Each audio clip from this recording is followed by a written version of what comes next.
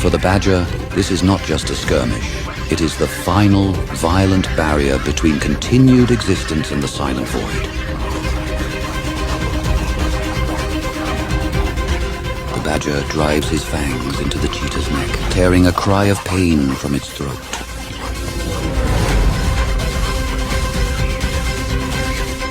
The feline stood its ground, having underestimated its opponent, unable to retreat. It assumed the prey would be easy, but it was far from it.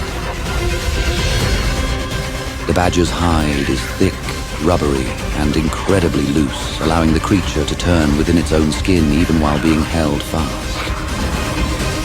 It is like biting into a solid tree. The cheetah's jaws ache as they fail to penetrate the most specialized defensive armor in the animal kingdom.